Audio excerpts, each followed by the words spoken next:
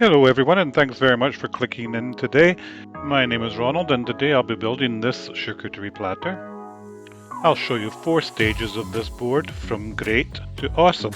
Along the way I'll be talking a little bit about charcuterie board costs, and then I'll also show you how I clean and preserve my wooden boards. Let's get started.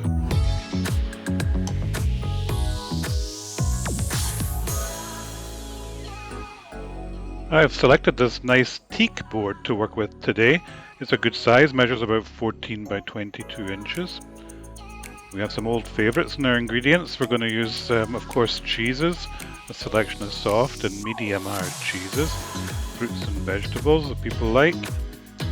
We'll be adding meats, of course, and the meats today, there's some hot meats and some more fatty meats. We have a bit of sweetness that we'll add onto the board. Jams and honeys, of course, and other spreads or breads and different crackers. Allow, of course, your friends to mix and match flavors to suit their own palate. And I think everyone appreciates a selection of pickles to add a little tang to their charcuterie boards. So let's start building this bad boy. I always like to start with the larger items, so I'm going to start with my bowls. Bowls are great for, of course, anything that's moist. And cheeses come in nice. I like to spread the cheeses out a little bit. This is your simple board here. This stage is very simple. The cheese here, clearly I've put that upside down. I have to put it the other way around because it's better for people to access. And really right here we have already built a great board. Only took a couple of minutes, so that's great. Your cheeses are easily put into position. You've got some nice little tang in your pickles, and you've got some jam or whatever to spread on a cracker.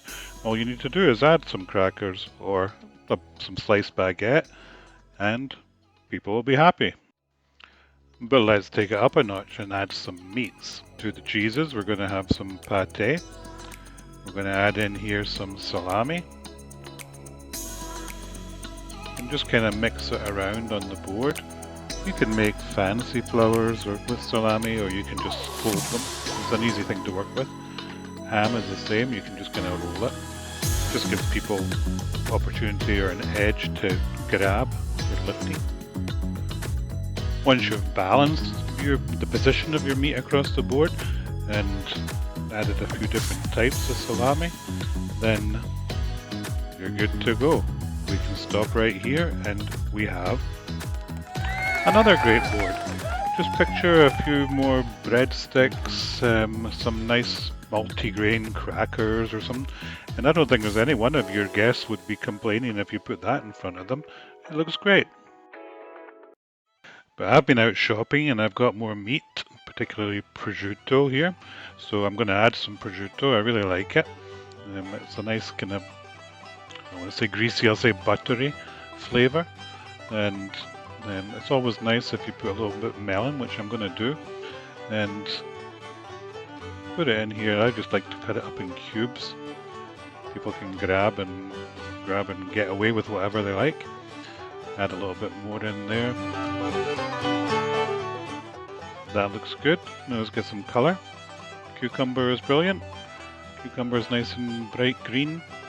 And you'll see there's a flat edge on this cucumber. There's a reason for that. It's not because I didn't cut it down the middle or anything. It's because I was actually shaving the cucumber so that I could have some strips. You'll see those in a moment. Just when I finished putting down these little peppers that were homegrown in my garden. You take the strip of cucumber and just roll it up, stand it on its end.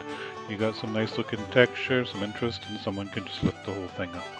I have also a fig and walnut cream cheese spread. I really just took the spread that I bought, put it in a piping bag, and I piped it into a bowl so it looked like a nice little ice cream.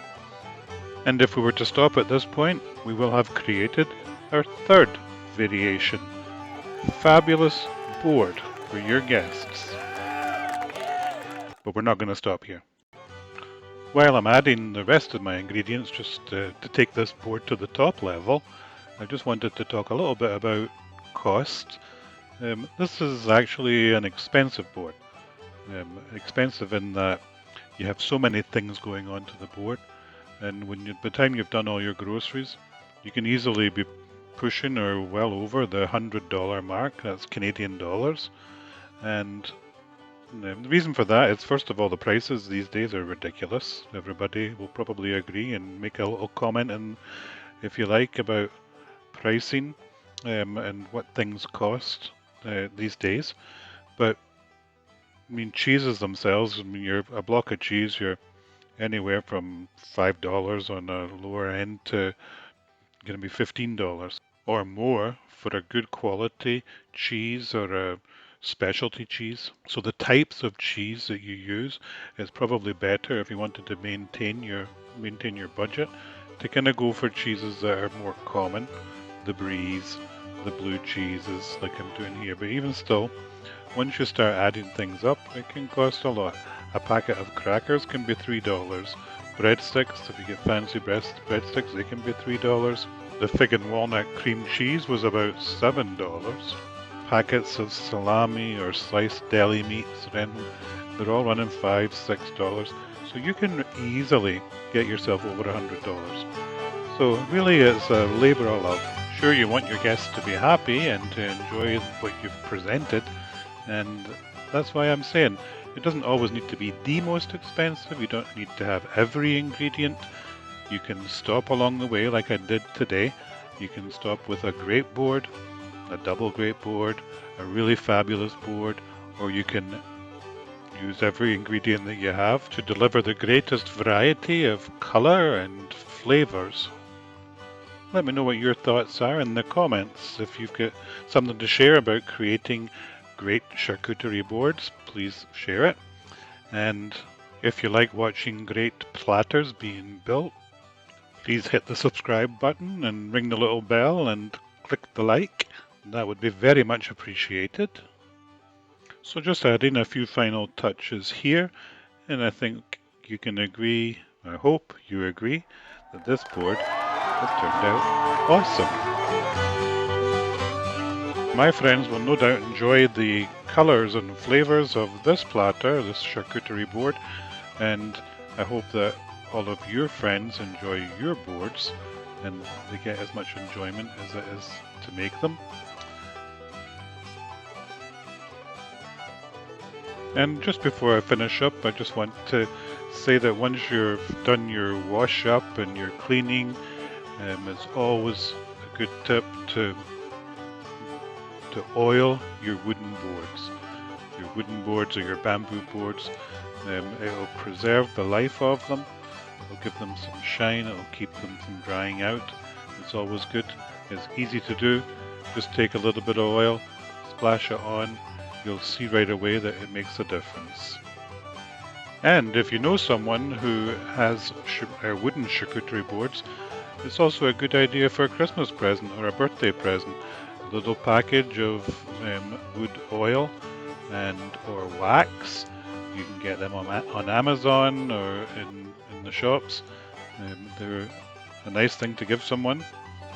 And make sure, of course, that it's a food grade oil and not your motor oil.